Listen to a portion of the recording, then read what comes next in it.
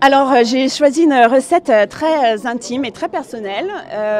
Ma matière de prédilection, c'est le cochon. C'est une race rustique de plein air, élevée en plein air, au pré. C'est le cochon de Bayeux. Et mon pâté en croûte, je l'ai appelé le cochon sentimental. Voilà, c'est une histoire très personnelle que j'ai pas trop envie de développer, mais j'y ai mis son cœur, son oreille, sa langue, sa poitrine, son échine. J'ai mis un peu de foie gras aussi, parce que ça fait toujours bien dans un pâté en croûte de championnat du monde. Et un petit peu de volaille, voilà. Et puis une pâte très parfumée avec de l'échalote, avec de l'alcool dedans, un peu de saindoux. Et j'ai utilisé, ça me tenait à cœur aussi un petit peu pour le symbole, j'ai utilisé une viande de coche. La viande de coche, c'est une cochonne, une reproductrice exactement, qui a eu déjà plusieurs portées. Donc c'est un animal qui avait 3 ans et qui a du coup beaucoup de goût. C'est une viande qui a un bon gras à filtrer, une viande très rouge et c'est un cochon très particulier. Comment est-ce que dans la farce on trouve ce subtil équilibre entre le gras?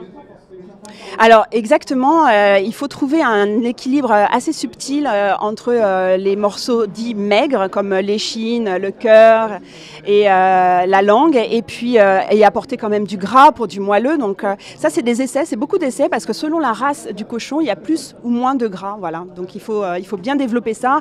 Il faut aussi ajouter pour du moelleux, par exemple des petites échalotes confites. Enfin il y a plusieurs ingrédients qui participent à rajouter du moelleux. Vous aimez tellement le pâté croûte que vous en avez donné le nom de votre entreprise. Alors mon entreprise, elle s'appelle In Pâté Croûte We Crust. Les gens comprennent pas, on va pas se mentir. Les Français parlent pas super anglais. Il y avait un petit jeu de mots, mais bon, ça passe à l'as, ça on verra. Non, c'est votre entreprise. C'est mon entreprise, In Pâté Croûte We Crust. Exactement, c'est mon entreprise. De traiteur, de chef à domicile, qu'est-ce que vous faites exactement?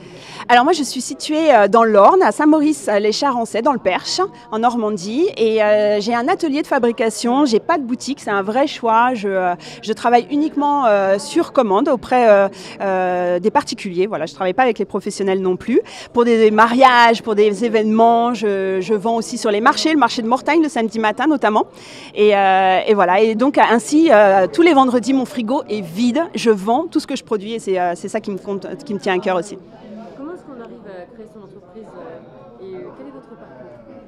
Alors mon parcours, ça fait 10 ans que je suis reconvertie en cuisine. Alors j'ai plutôt travaillé dans des grosses brigades très étoilées avec Eric Guérin, avec Amandine Chéniaud, avec Amélie Darvas, avec Yannick Aleno, Alain Passard. Et à l'occasion du confinement, je me suis retrouvée toute seule à la maison avec ma famille qui voulait apprendre à faire du pâté en croûte. Donc sur internet, on a fait ça, du pâté en croûte. Et je suis tombée dingue tout de suite. Et j'ai voulu participer au championnat du monde. Et j'ai commencé à en faire 1, 2, 3, à faire plein d'essais. Et c'est Amandine Chéniaud d'ailleurs qui m'a soumis l'idée de créer mon entreprise. C'est elle qui a trouvé le nom d'ailleurs, Une Pâté Croûte We Crust. Et puis j'ai commencé à vendre via Instagram à mes amis, à ma famille, à mes voisins.